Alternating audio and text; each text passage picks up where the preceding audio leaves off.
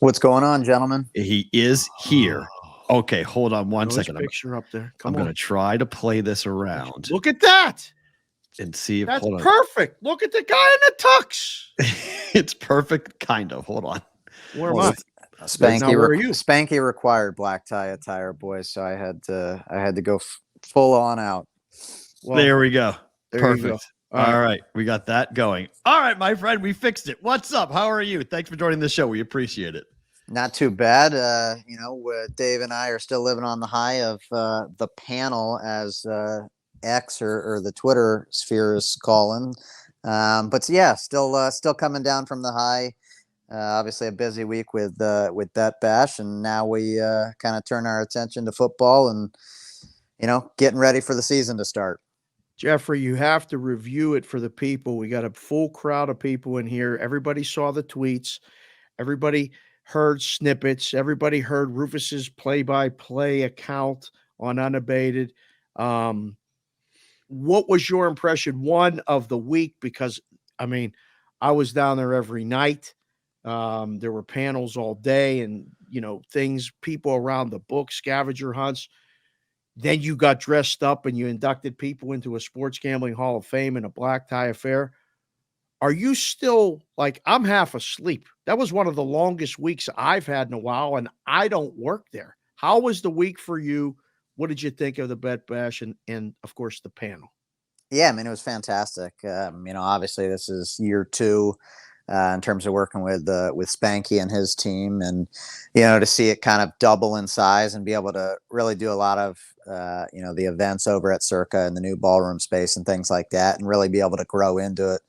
Certainly exciting. Obviously for me, it wasn't really a vacation. Obviously, I still got to work and stuff. So, having people come up and wanting to take meetings and things like that. Just figuring out how to manage my time as best as possible, and make myself available to as many people as possible. So I thought it was a fantastic week. I was happy to get to Saturday and Sunday and get a little bit of sleep.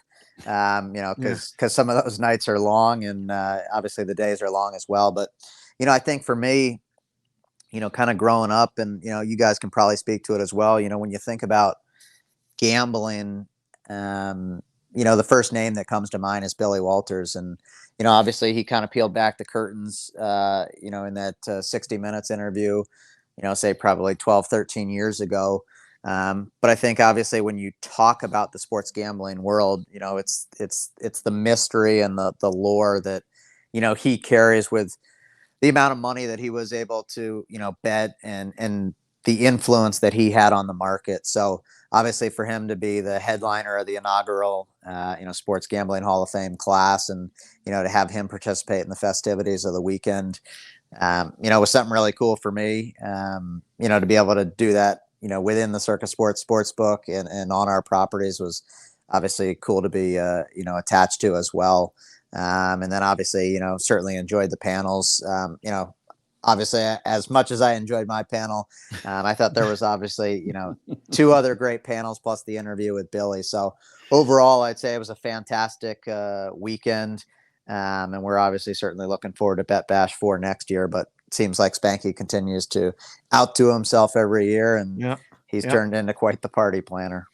Jeffrey, you said something on the panel that I want to bring up and address here because I found it to be fascinating. When the panel's purpose was, gambling Twitter, can we all get along? And your answer was no. I don't want to get along with everyone. Can you expand on that a little bit as to what you mean by that? Because I agree with you. I don't think you can get along with everyone given their motives in the space. Yeah, I mean, obviously, we're still in the first inning. I think everyone's trying to figure out the space in general, how they fit in, kind of what model, and how they're approaching things, whether you're from an operator side, you're from a better side, you're from the content perspective, kind of figuring out where you fit into the landscape. And obviously for me, I think generally speaking, there's a place for everybody. Whereas, the stuff I talked about on the panel, and I think, Rob and I kind of aligned on a lot of things. it's the misrepresentation of, I think, the people in the recreational side of things, whether CEOs and operators saying, "Oh, come and play with us. We don't, ban or limit people," which, is so disingenuous and is a total farce. Yep. And then obviously you got, content creators, shilling for the books, with pre-made same game $5 parlays, and they want to stand around in a circle with 16,000 other people while they sweat this shit out. It's just, to me, that doesn't move the needle for me. I don't particularly enjoy it. And, when you slap like expert, onto your Twitter or your X bio, and you pass yourself off as something that you're not, I just don't particularly care for it. And, I don't like sheep being led to the slaughter. And I think, anybody who's listening to the show or been in the space, I think, when you started to where you're at now and kind of looking at that progression and where it's taken you, I think a lot of times, people, when you're 5 days into the space, you're just Googling expert picks or Right. whatever, and you're just getting so much trash and misinformation and Oh, people deleting their picks, not quoting prices, playing stale lines, whatever it may be. And I think you get a lot of that with Action Network. And, I think that was my contention with some of the things that Darren was doing. It wasn't that he's not transparent. It's just the company he's shilling for, the people he has working for that company. That was really, I think, where Rob and I took task with what he was saying. So, yeah, I don't want to get along with everybody. I think it's you not mean real. like you and Point Sucks isn't gonna Me that's and not gonna Point work? Sucks, me and Betfred, me and anybody who, like I said, doesn't fall into that category. I think we can respectfully agree to disagree. But I think, like you said, I think a lot of the content out there today is horrendous, It's to put it kindly. Yeah. If you rewinded 10 years ago, I think we'd be in a better space as it relates to the content industry. I think it's so easy nowadays to run a Discord, to run a podcast, Mhm. to do whatever. And that good content kind of gets sadly drowned out by the clickbait stuff that Ravel and some of these other kind of shitty content creators are putting out. Who is Michelle Rome? Why is she all over you? I don't know. I have a lot of people that have my tweet notifications turned on. I have a lot of people that enjoy the things I have to say. I don't really understand why, but I think she wants a shot at the title, Jeffrey. I can't. I still haven't figured it out. Nicole, Derek's wife, just laughs every time that she posts and comments on things. So from that perspective, yeah, I love it. But yeah, anybody who wants to comment, troll, hate, support, whatever, I'm here for it. She said you were the only sharp person on the panel and the Oh. rest of us were bums and all this Oh. other stuff. And I was like, wait a second, who is she? And then she asked if you were cooking out with Mike Palm up at Mount Charleston, and you smoothly replied, I will let you know, which made me giggle out loud. He or she, I believe, will be writing me in for the 2024 presidential election as a write-in on the ballot. All right, President Benson, I can sign. Let's go. That's phenomenal. I'll be your press secretary. I love it. So let's talk a little bit about what's going on for the contest right now, because obviously we're going to be there next Thursday and Friday live for the show and up at the ballroom. It's going to be fun to be there. But from a pacing perspective, where are you guys at? Are you happy where you're at as we hit the middle of August? Yeah, I mean, obviously, it's basically have, a little less than a month to go. I'd anticipate, every day, from here on out would have triple digits in terms of number of signups. Pacing wise, certainly happy. Definitely well ahead of pace of last year. I think based on in Drew, both the Survivor and the Millions ahead of pace. Yeah, based on Drew's glide path, Oh, I think we would get somewhere around 11,000 Survivor entries and Okay. roughly 6,000 million entries. okay. I don't I think there's 100% chance, don't tell Derek that, but Right. I think there's 100% chance we're going to have an overlay in the million. Yes. Last year we had a 1.4 million overlay. I would be pretty darn happy if if we chopped that in half and had, somewhere in the 5 to 700 Okay. thousand overlay. 53, 54, 5,500 entries, I think would be a pretty darn good success there.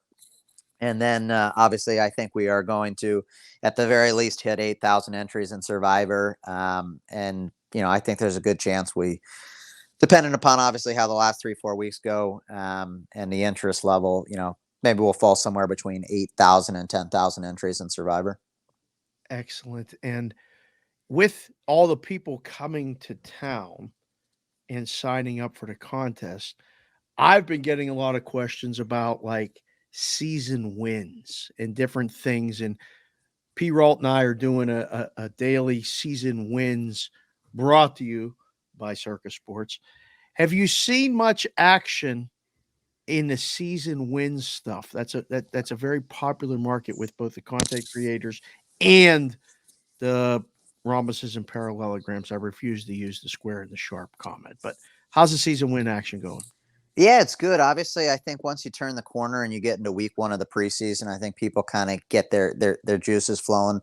Obviously, for us and the model that we run, when we open numbers, we're going to see a ton of sharp action, particularly when we go up a couple weeks after the regular season wins, with the alt high and alt low, which I think people really really enjoy. So now that we're in week 1 of preseason, and I think people start, maybe more of the recreational crowd, starts to get a feel for teams and starts to kind of put on their handicapping hat and get ready for the season. I think we'll see a little bit more money that gets bet into those pools, particularly from, maybe a recreational side of things, as opposed to the sharp side of things, where those guys have been getting down all summer and kind of have maybe a month or 2 head start, on some of the people who are getting going in late August. Jeffrey, we're less than 2 weeks away from week 0 in college football, and we don't really get the big boys until Labor Day weekend, but we're about 3 weeks away from that. Anything of note from the college football futures market? Anything surprise you with teams coming in and being bet here in August or July for the championship? Yeah, I mean, I was listening to a podcast a couple of days ago, and Bud Elliott, who was actually on one of the panels, he was just talking about how much parity there is this year, or potential parity, given that Ohio State, Georgia, and Alabama are all will all be starting a new quarterback. So maybe it gives some teams down the board a little bit more of a chance. When you think about the likes of a Michigan, the likes of a USC. Whereas, in the past 3, 5, 10 years, it's really just been those traditional perennial powerhouses. And, you sort of say that people have, other teams have a chance to win, but that's not necessarily the case. So I think this year, depending upon how those new starting quarterbacks do, there could definitely be some parity in college football this year before obviously we get into the wild conference realignment of next year. So definitely seeing maybe a little bit of interest at Alabama, in that 7-1, 8-1 range. Michigan has been a very, very popular team from a futures perspective. People have talked about Michigan as being the best Michigan team, since maybe 20 years ago. So I'd say that's maybe initially, what we've seen. Obviously some hype behind USC, led by the Heisman favorite, Caleb Williams. So I think that's been where the early interest is. Obviously, once we get into the season and people feel a little bit more comfortable with kind of what those quarterbacks are going to provide or things like that, obviously we'll start to see some deviation in that futures market. But obviously Georgia looking for a three-peat in the college football futures market. They are the prohibitive favorite, right around plus 250, $3, depending upon where you shop. JB, last one for me. I have you in my phone as legend. Okay, that's how I address you. People were asking me how well do we know each other. I said, I know this kid for a long time. he's been working really hard in this business for a long, long time. This didn't just start at Circa. You put in the time in some places and doing the grind, but it was good to get a vacation before you came back and did all this. The people in the chat and the brigade people want to know, how was South Carolina? Did you like it? And some other people want to know, after they saw me and you next to each other on the panel, why don't you get some more sun? Because you look pale and they're worried about your hairline. Can you address all of these things at one time, please? Absolutely. I had a fantastic trip to South Carolina. Okay. Didn't put on sunscreen the first day. Seared the tops of my feet, so I couldn't go back to the beach the second or third day. So that's why I was lacking in a little bit of vitamin D. I do have a golf trip next week, so hopefully I will be a little bit have a little bit more color as football season rolls around. Okay. But people are very as I've told people for a long time, this body was not made for the outdoors. I am an inside only man. I work just fine sitting in the sports book, and I don't need to be outside. So I'll save that for the nature and outdoors people on this podcast. But yeah, get out next week, swing the club a couple of times, and maybe add a little bit more sunscreen this time. Did you bury the lead? Are you leaving town to play golf next week? That's my question. Yeah, where are you going? Going to Big Cedar in Missouri. So whoa. Yeah, I didn't plan any of it. Some of my college buddies planned it, but as the talent, I just pay and show up. So will you be available next week on Thursday and Friday? Or are you gonna be gone? I will be gone and on the course. So working on my swing and my golf game, and maybe I got a little Lucas Glover in me, and can have a little bit of success on the course as I get older. So on Circa Sports sign up weekend, you're not going to be here. No, that's August 24th to the 26th. I'll be back by the 23rd. He did. You'll be gone this week. That's what you did the same thing to me yesterday. Yes, that we say next weekend, and that's the following week. You say next weekend, you think it's this weekend. Okay, so Jeffrey, we'll find time for you to be on the show in person. Absolutely. Absolutely. Okay. All right. Very good. Benson, you're the best, man. Thank you for coming on. We'll talk to you in a couple of weeks. All right. Sounds good, gentlemen. Get out there and work those proxy signups hard. We're doing it every day, all night too. Every darn day, every darn night, we're doing it. Good stuff. Thanks, with Jeffrey Benson. Let me go ahead and get ourselves situated with things. Hold on a second. We'll get it right. Switch. Big, small, flip. Boom. We're good. And we'll pull that down. All right. I thought that went pretty well. That was actually pretty good to do that. That was on the fly. That was not you got it. That was not that was not a known audio only podcast. That was something to work with. So there we go. So that was good. Doing a show on the fly. That's literally. like changing on the fly in hockey. Literally, we used to just jump over the boards. The guys would come off, change on. We're doing a show on the fly. Just go. Audio only. What?